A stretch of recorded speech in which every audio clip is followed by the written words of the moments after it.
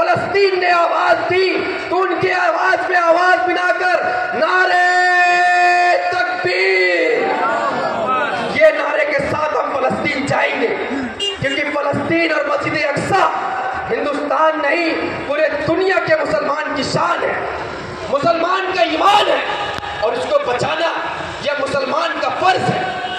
जितना भी जुल्म यहूदी फलस्तीनियों पे कर ले, याद रखिए अल्लाह जिसके साथ होता है पता उसे कि आप अपनी सोच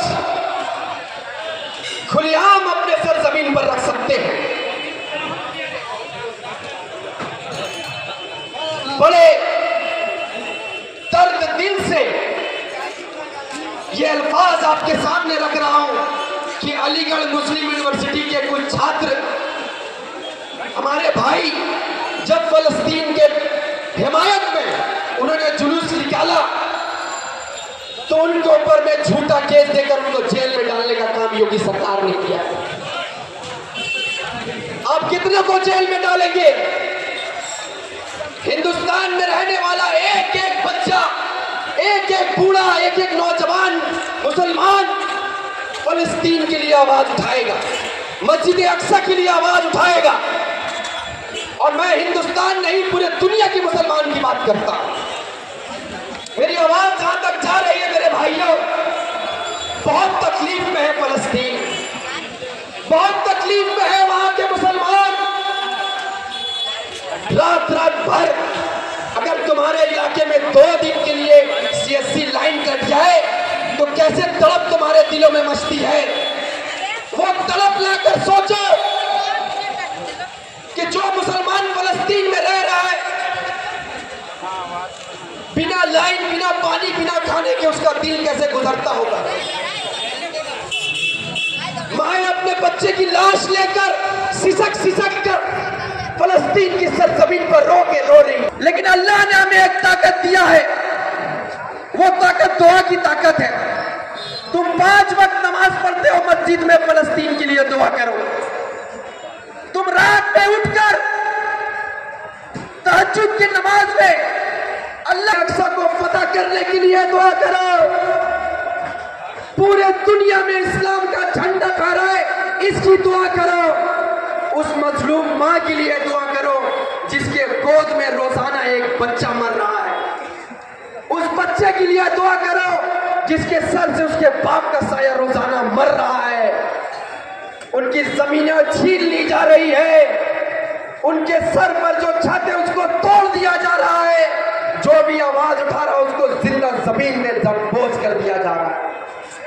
उनके दर्दों को समझो मेरे भाइयों। यहूदियों को इसलिए निकाला क्योंकि ये दुनिया की सबसे बदमाश कौम है।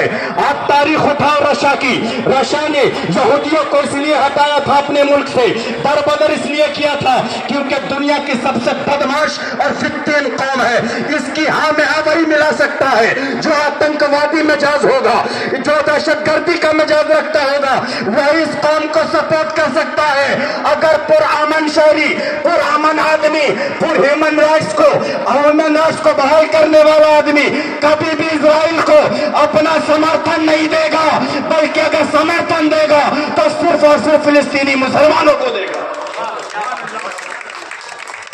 फिलिस्तीनी मुसलमान जो लड़ाई लड़ रहे हैं, ये तवील अरसे से वहां जो बच्चे पैदा होते हैं मुजाहिद बन के पैदा होते हैं, उनका जो ब्लड ग्रुप है ना उसमें लिखा होता है ये मुजाहिद है। एक तवील अरसे से 1948 से लेकर 2022 तक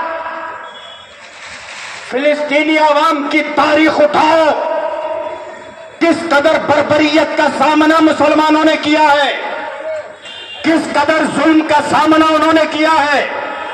वहां का कोई भी घर महफूज नहीं है। उन्हें मालूम है कब इजराइल के मिसाइल आ जाएंगे और इमारत के साथ उनकी भी रूह परवास कर जाएगी। मगर लोग कहते हैं ना, हिम्मतें लड़ती है, तादाद से क्या होता है। इजराइलियों तुम्हारे साथ अमेरिका खड़ा है, रहा करे। तुम्हारे साथ इंग्लैंड खड़ा है, रहा करे। तुम्हारे साथ स्पेन खड़ा है तो रहा करे। तुम्हारे साथ भारत का अगर वो लोग, भारत के वो लोग जो मुसलमानों के मुखालिफ हैं, अगर खड़े हैं तो खड़े रहे। हम मुसलमान वो हैं, हम जानते हैं जिंदगी अपनी बनाओ मिसले कलीम और हुसैन, कौन वाकिफ नहीं इससे क्या दुनिया फानी। हम अपनी जान की परवाह नहीं करते। अगर हुकूक की पामाली हो तो भारत में होगी, तो भी आवाज बुलंद करेंगे।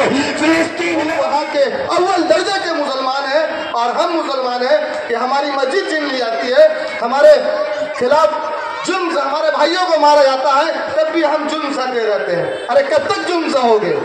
जुल्म सहना, हजूर सल्लल्लाहु अलैहि वसल्लम ने बताया, जुल्म सहना भी गुनाह है। जब तक आप जुल्म सहिएगा आपके साथ जुल्म होगा। जिस दिन आप जुल्म के खिलाफ आवाज उठाइएगा इंशाअल्लाह आपकी जीत होगी, इंशाअल्लाह हमारे फिलिस्तीनी भाइयों की जीत होगी।